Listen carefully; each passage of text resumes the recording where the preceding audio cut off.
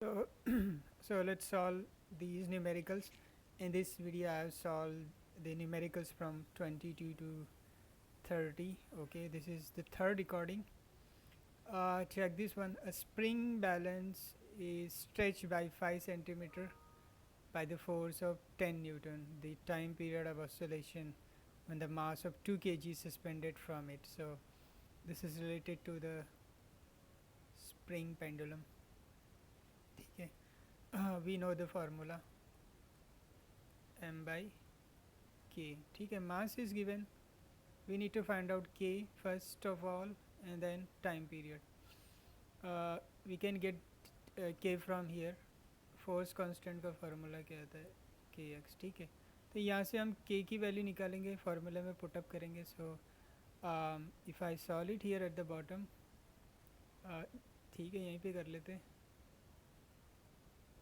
5 centimetre means 0.05. ठीक है, तो k की वैल्यू कितनी बनेगी? Multiply both the side by 100. ये 200 हो जाएगा, राइट? या 200 k की वैल्यू हो जाएगी 200. फार्मूले में पुटअप कर लेते हैं. मास की वैल्यू कितनी है? 2 पाई. मास कितना है? 2 kg. k की वैल्यू 200 आई है. सो ये 100 हो जाएगा. 100 बाहर आएगा तो वो 10 हो जाएगा. ये 6.28 divided by 10. This will be 0.628 second. This option is correct. Now 23rd को सॉल्व करते. उप्स, 23rd को सॉल्व करते. Match the following column. Drift velocity. Drift velocity का फार्मूला क्या बनता है? ठीक है, मा के, ये ध्यान में रखना. एक्सेलरेशन क्या होता है? Velocity by time. This is the force acting on the electric charge in the electric field. तो फोर्स की जगह मैंने क्या लिख दिया? M A. एक्सेलरेशन क्या होता है? V by t. ये ड्रिफ्ट वेलोसिटी है बेसिकली. अगर इसको हम अरेंज करते हैं तो ये एम नीचे जाएगा, टी ऊपर जाएगा. ठीक है, तो ड्रिफ्ट वेलोसिटी के लिए फार्मूला कौन सा बन रहा है? आर वाला बन रहा है. ठीक है, अब हम देखते हैं इलेक्ट्रिकल रेजिस्टिविटी. तो ये तो सॉरी, ये तो Ohm's law in microscopic form. ठीक है, तो J by E is equal to conductivity. Conductivity का रेसिप्रोकल क्या हो जाएगा? रेजिस्टिविटी हो जाएगा. तो resistivity E by J. Oh dear lord, हाँ रेजिस्टिविटी ये वाला हो जाएगा, राइट? रेसिप्रोकल लेंगे कंडक्टिविटी का तो रेजिस्टिविटी हो जाएगा. ठीक है, चेक कर लेना. ना let's move on to the third one. इसको मैं इरेज कर देता हूँ.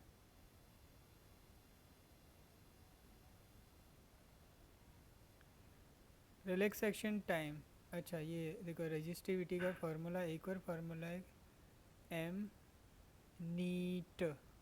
आप नीट की एग्ज़ाम दे रहे हो, ठीक है? ये एन ई स्क्वायर टी है, मैंने नीट लिख दिया इसको. ये टाइम को इधर लेके आते हैं. ये रिलैक्सेशन टाइम है, एन डबल ई. तो ये वाला देख, अगर आप देखोगे तो ये वाला ऑप्शन है. ठीक है, इसको उन्होंने एन ई स्क्वायर, अच्छा रो तो मैंने लिखा ही नहीं. ठीक है, एन ई स्क्वायर रो. तो ये वाला फार्मूला बन गया. करंट डेंसिटी का क्या फार्मूला बनता है? करंट के लिए एक्सप्रेशन हमें पता है, ड्रिफ्ट वेलोसिटी. ठीक है, ए को नीचे लेके आएंगे तो ये हो जाएगा करंट डेंसिटी. क्या बनेगा? ई. ये करंट डेंसिटी जे से इसको हम शो करते हैं. ठीक है, एन ई वी डी. कौन सा ऑप्शन है वो? ठीक है, तो इसमें कौन सा ऑप्शन करेक्ट है? ए का आर, ए का आर सब है. सी का पी, सी का पी.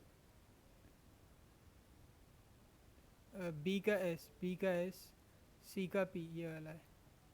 और डी का क्यू, ये वाला ऑप्शन, फर्स्ट वाला ऑप्शन यहाँ पे करेक्ट है. Now let's move on to the 24th. Dipole in the presence of variable or radial electric field. This is not uniform, this is radial, तो वो उसकी वैल्यूज जो है वो वेरी होगी. Obviously positive charge will be here because electric field lines are moving away from the charge, so this will be positive charge. Positive charge nearby है तो they will repel each other. यहाँ पे force ज़्यादा होगा, यहाँ पे force कम होगा, तो this dipole will move towards the right. Towards the right की कितने ऑप्शन है ये, और इसमें भी है towards the right. Potential energy will decrease, potential energy will increase. या राइट की ओर जाएगा तो पोटेंशियल एनर्जी विल डिक्रीज. ठीक है, so second option is correct. अच्छा, उसके बाद 25th. हाँ 25th, पोटेंशियल एनर्जी क्यों डिक्रीज हो रही है? पोटेंशियल एनर्जी के लिए क्या फार्मूला है इसका? P E sine theta, sorry P cos theta, P E cos minus P E cos theta. ठीक है, अब यहाँ पे ई की वैल्यू चेंज हो रही है क्योंकि as E moving away from the charge E की वैल्यू कम हो रही है, राइट? तो obviously the potential energy will also decrease. ठीक है, तो अब थीटा की वैल्यू कितनी बढ़ रही है मैटर नहीं करती, इस okay, you can ignore all this things. ये डाइपोल है ना अपोजिट डायरेक्शन में, आप देख सकते हो P N E is in this direction, P is in this direction. 180 का है तो कॉस 180 कितना होता है? -1 प्लस. तो E is decreasing as you move away from the charge, और डाइपोल भी उसी डायरेक्शन में शिफ्ट हो रहा है, तो पोटेंशियल एनर्जी विल डिक्रीज. अच्छा, 25th, Zener diode is connected in reverse bias. That is correct when it is used as a voltage regulator, ये correct है. Potential barrier in PN junction lies between, अच्छा ये silicon का है कि germanium का है वो यहाँ पे मेंशन नहीं किया. Most of the time we use silicon diode, उसके लिए जो पोटेंशियल बैरियर है वो 0.7 वोल्ट होता है. तो ये ऑप्शन रॉन्ग है. उससे पहला वाला करेक्ट था, फर्स्ट वाला करेक्ट है, सेकंड वाला रॉन्ग है.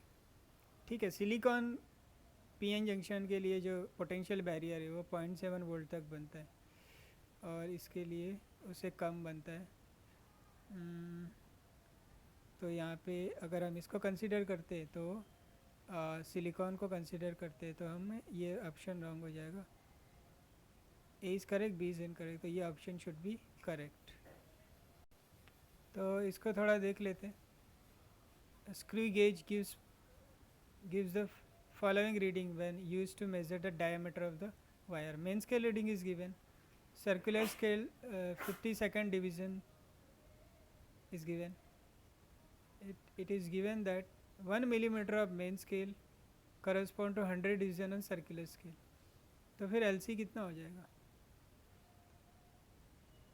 डिवाइडेड बाय 100, मतलब 0.01 मिलीमीटर.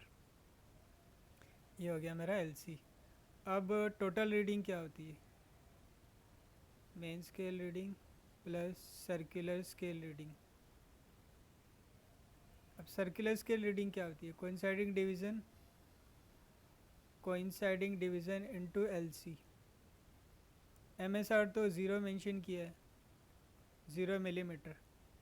CD 0.01, सॉरी LC 0.01 है. कोइंसाइडिंग डिवीज़न कितना है? 52 मिलीमीटर में है सब. इसको अगर हम मल्टीप्लाई करेंगे तो ये 0.52 मिलीमीटर हो जाएगा, राइट? 0.52 मिलीमीटर. सेंटीमीटर में कन्वर्ट करेंगे तो 0.052 सेंटीमीटर. तो ये ऑप्शन करेक्ट है. ठीक है, यूनिट का ख्याल रखना, अदरवाइज़ यहाँ पे ठीक है. Anyway this is correct option.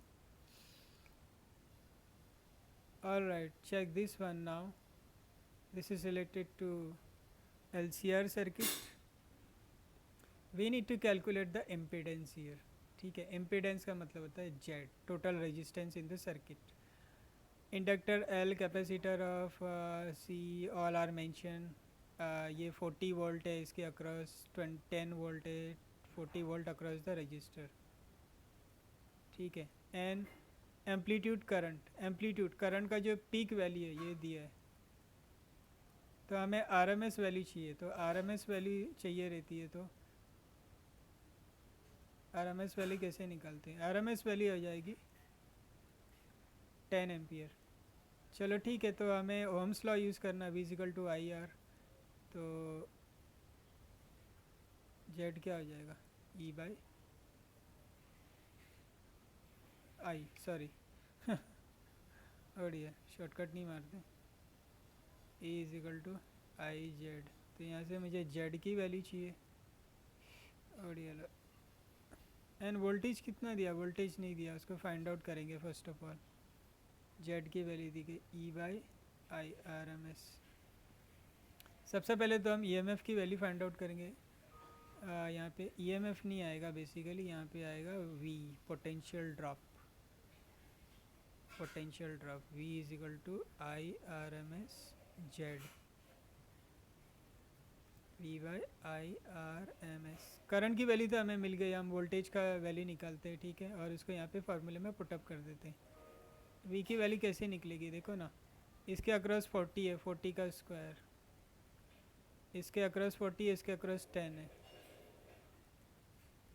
उसका स्क्वायर. फार्मूला तो आपको पता होना चाहिए. 1600, ये 30 हो जाएगा, उसका 900 हो जाएगा. 2500 मीन्स 50. यहाँ पे वैल्यू पुटअप करते हैं. करंट हमें 10 मिला था, तो 5. This option is correct here. ठीक है, इजी क्वेश्चन थे, ज़्यादा डिफ़िकल्ट नहीं थे, बट थोड़ा ध्यान रखना था. पीक वैल्यू इज़ गिवन, हमें आरएमएस चाहिए. Okay, check this one. Parallel plate capacitor है, तो उसमें जो एनर्जी डेंसिटी होती है, एनर्जी पर यूनिट वॉल्यूम, वो होती है half epsilon not E square. अब हमें यहाँ पे निकालना है energy stored in the capacitor. This is energy density. तो एनर्जी स्टोर्ड की वैल्यू हो जाएगी V. V क्या है? वॉल्यूम. तो वॉल्यूम का फार्मूला क्या है? Basically area into D. तो इसकी जगह हम पुटअप कर देते हैं. और यार ये बीच में क्या आ रहा है? हाँ ठीक है. तो which option is correct here? ये वाला, राइट? ठीक है. Now let's move on to the 29th को हम नेक्स्ट पेज पे सॉल्व करते हैं. An electromagnetic waves of wavelength lambda is incident on a photosensitive surface of negligible work function. Work function negligible है,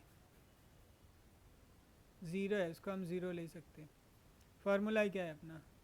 energy of the photon, work function, and यहाँ पे आता है स्टॉपिंग पोटेंशियल या फिर मैक्सिमम काइनेटिक एनर्जी. ठीक है, अब देखो, mass of the photoelectron emitted from the surface as de Broglie wavelength lambda d. तो इसको मैं फोटोन, ये तो ज़ीरो है, यहाँ पे क्या आएगा? काइनेटिक एनर्जी आ जाएगी half M V square. The stopping potential is equal to maximum kinetic energy. ठीक है, और ये तो ज़ीरो है, तो उसको मैंने इंक्लूड नहीं किया है. इलेक्ट्रोमैग्नेटिक वेवलेंथ ऑफ लैम्बडा, उसका वेवलेंथ लैम्बडा है. डी ब्रोगली वेवलेंथ निकालना है इलेक्ट्रॉन का. तो एक और फार्मूला हम यहाँ पे यूज़ करेंगे. डी ब्रोगली वेवलेंथ क्या होती है? ठीक है, और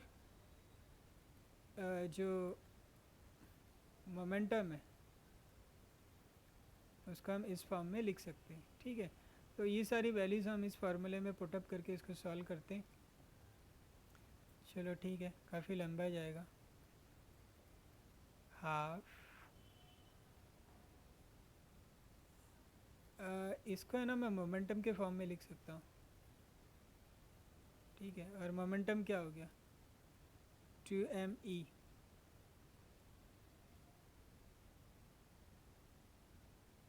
नहीं, मोमेंटम क्या हो जाएगा? मोमेंटम हो जाएगा h/p. एच बाई लैम्बडा, ये इलेक्ट्रॉन के लिए, ठीक है, 1/2m। इसका मतलब ये पार्ट हमें यूज़ नहीं करना है। चलो ठीक है, अब हमें सीधे चीज़ों को अरेंज करनी है। देखो मैंने यहाँ पे क्या लिखा, ये वाला फॉर्म इसको यूज़ नहीं करना है, तो इसको मैं हटा देता हूँ वहाँ से, इसको हटा देते हैं। चलो, सेकेंड फार्मूला मैंने यूज़ किया मोमेंटम का, ठीक है। तो मोमेंटम की जगह पे मैंने क्या रख दिया, एच बाई, इसको अरेंज करेंगे तो एच बाई लैम्बडा, ये इलेक्ट्रॉन के लिए, यहाँ पे मैंने उसको पुटअप कर दिया। चलो ठीक है, एच बाई सी फोटोन का, H square lambda D square 1/2m, एक एच कैंसिल हो जाएगा, ठीक है। तो इसको थोड़ा अरेंज करते हैं, 2mc लैम्बडा डी स्क्वायर, और ये लैम्बडा यहाँ पे आ जाएगा, ठीक है। और यहाँ पे जो एक एच था वो नीचे चले जाएगा। तो कौन सा ऑप्शन यहाँ पे करेक्ट दिख रहा है हमें, 2mch लैम्बडा, सो ये वाला ऑप्शन करेक्ट लग रहा है, राइट? या, so that option is correct here. तो थोड़ा सा था, लेंदी था, आपको सिर्फ फार्मूला पता होना चाहिए, so you can solve this type of numericals. Derivation based था, थोड़ा थियोरेटिकल था। Now let's move on to the next one, ये वाला देख लेते हैं। Find the value of angle of emergence from the prism, refractive index of the glass is, तो ये रिफ्रैक्टिव इंडेक्स इसका दिया है √3, ये सीधा यहाँ पे फॉल होगा, ठीक है। अब यहाँ पे एंगल्स चेक करते हैं, ये 60 है, ये 30 हो जाएगा, ये 90 है तो ये 60, तो एंगल ऑफ इंसिडेंस ये वाला होगा 30 with respect to the normal. तो it's less than critical angle, critical angle तो मेंशन नहीं किया है, तो ये इट विल गो, इमरजेंस बोला, इसका मतलब ये बाहर आएगा, ठीक है। एंगल ऑफ इमरजेंस, इसका मतलब ये बाहर आ जाएगा, ये एंगल हमें फाइंड आउट करना है। तो स्नेल्स लॉ लगाते हैं। स्नेल्स लॉ क्या है basically,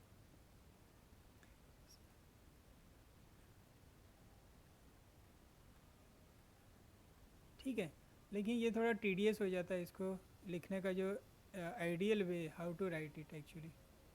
check this one, angle of incidence in this medium, sine of angle of incidence in this medium into the refractive index of that medium, मतलब sine I और उस medium का refractive index, into sine I sine R, मतलब यहाँ पे angle of emergence हो जाएगा, and refractive index of that medium, sine E, हमें ई की वैल्यू हमें निकालनी है।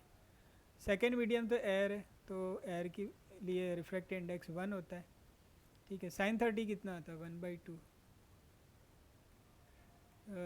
Then from here sine is like, this is nothing but 60, ठीक है। तो 60 degree is the correct answer here.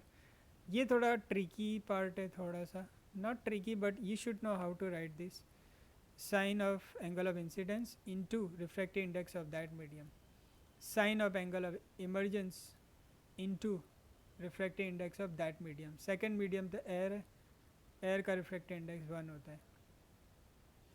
तो if you can write this equation you can solve, I mean easy है, ज़्यादा कुछ है नहीं, ठीक है। So this is how you can solve such numericals. So that was the last 30th one, and next numericals I'll solve in the next video.